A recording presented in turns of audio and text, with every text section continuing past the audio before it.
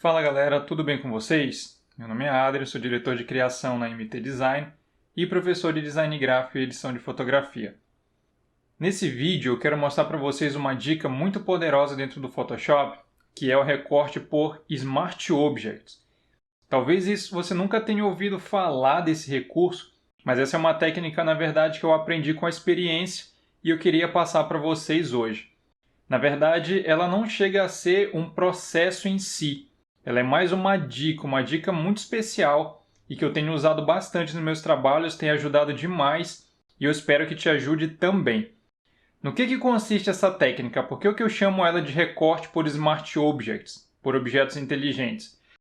Se você ainda não sabe o que é um Smart Object, dá uma olhadinha lá no vídeo sobre Smart Object que tem no canal que você vai entender tudo sobre Smart Object.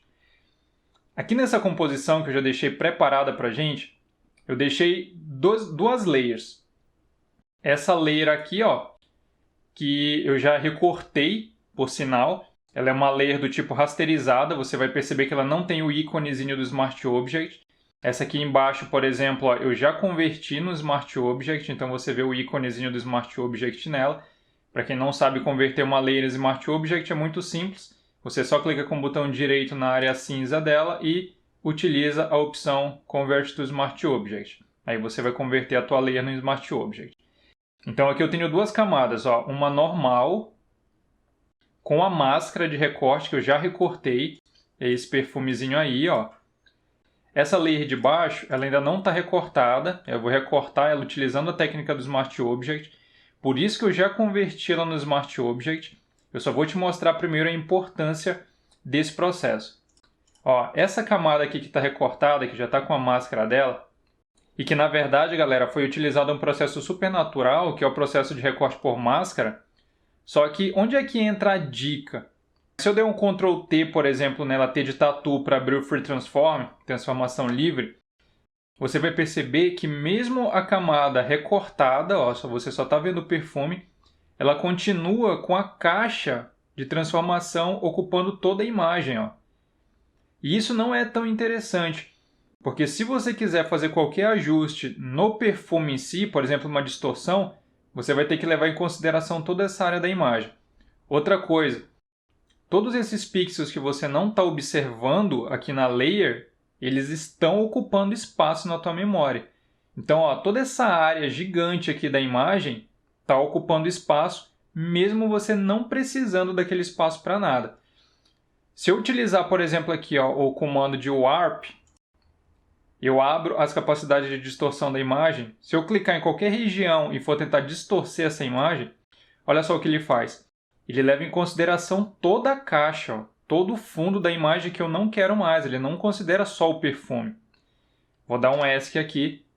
Com isso em mente, vai ficar mais fácil agora de você entender o processo. Outra coisa importante. Se eu quiser, por exemplo, criar um reflexo para essa imagem aqui do perfume que eu já recortei, o que eu faria? Duplicaria essa layer, posso dar um Ctrl J nela para duplicar. Essa camada de baixo daria um Ctrl T de Tatu para abrir o Free Transform. Clicaria com o botão direito na tela. Utilizaria o comando Flip Vertical. Arrastaria essa imagem para baixo. Alinharia ali ó, base com base. Enter para aceitar. Só que agora tem um porém, ó. Eu preciso criar uma máscara de transição suave aqui, ó, para fazer com que o meu vidro ele fique visível aqui na base do perfume original e venha ficando transparente aqui para baixo. Só que como eu já tenho essa máscara aqui aplicada, eu teria que fazer duas coisas. Ou eu teria que agrupar essa layer sozinha, a layer do reflexo, Ctrl G, criar uma máscara para o grupo, e nessa máscara do grupo eu utilizaria a ferramenta Gradiente, com as cores preto e branco. E aí eu conseguiria fazer o meu reflexo aqui, ó. Depois era só diminuir a opacidade do grupo e o reflexo estava pronto.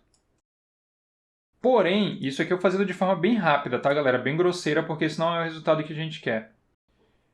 Se eu não quisesse agrupar essa layer, ó, vou desagrupar, Ctrl Shift G, e quisesse aplicar a máscara de transição diretamente na layer, eu teria que aplicar essa máscara na layer.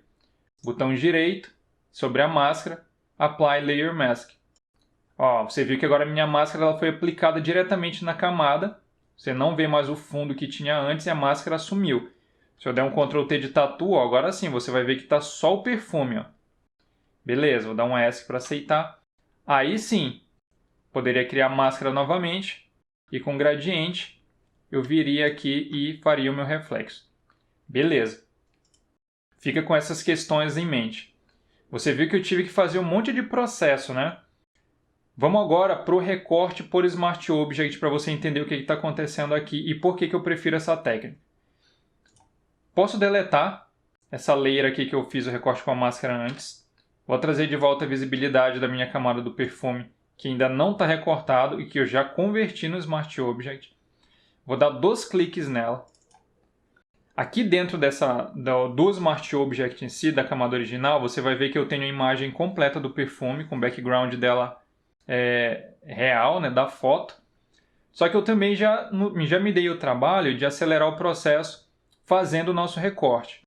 Ó, eu já tenho a minha máscara pronta aqui também. Ó. Eu só desabilitei ela. Aí você pergunta, tá, Adrian, beleza. Se era para fazer o mesmo tipo de recorte, para que você criou um Smart Object e fez o recorte dentro do Smart Object? Eu fiz isso pelo seguinte motivo, galera. Aqui dentro, eu tenho acesso à imagem original, ó, com a caixa de transformação toda dela. Agora que eu já fiz o meu processo de recorte, eu posso simplesmente utilizar a ferramenta Crop e recortar só o que eu preciso da minha imagem. Ó. Eu não preciso mais daquele espaço gigante que eu tinha aqui ó, ao redor dela. E no momento que eu der o Enter aqui para aceitar o corte, der o Ctrl S para salvar o Smart Object e voltar para o meu arquivo original, você vai perceber que ele já foi recortado aqui também. E se eu der um Ctrl T de tatu nele, ele já pega só a área que eu recortei. Ó. Essa é a dica sensacional que eu tenho para vocês, galera. E pode ter certeza que se você ainda não utilizou essa técnica, utiliza que você vai ver que essa dica é muito importante. E eu tenho certeza que ela já vale o teu joinha.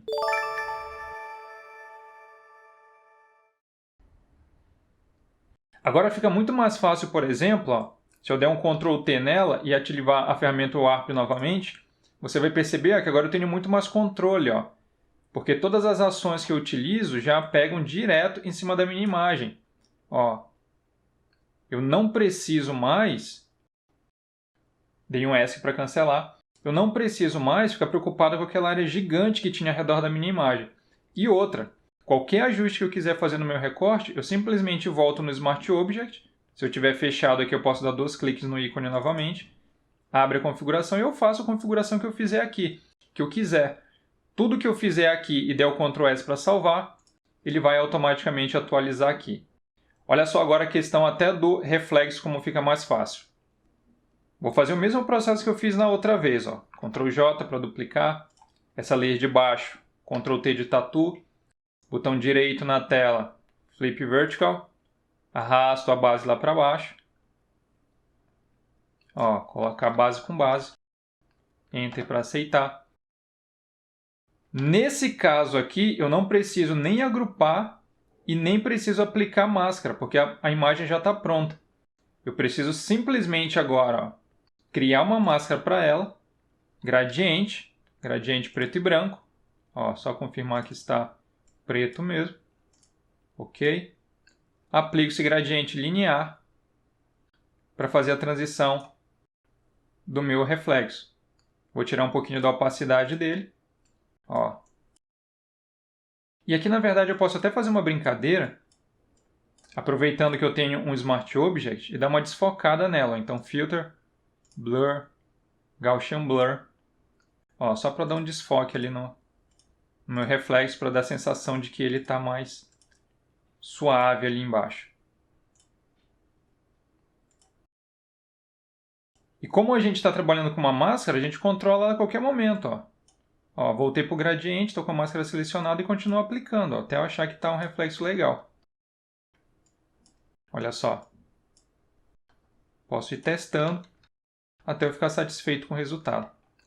Para concluir aqui era só criar uma sombra e o objeto estaria pronto. Olha só uma outra dica que faz com que essa dica do Smart Object também seja fantástica. Se eu voltar no Smart Object original, ó, vou dar 2 cliques aqui no ícone do Smart Object, tenho o meu perfume.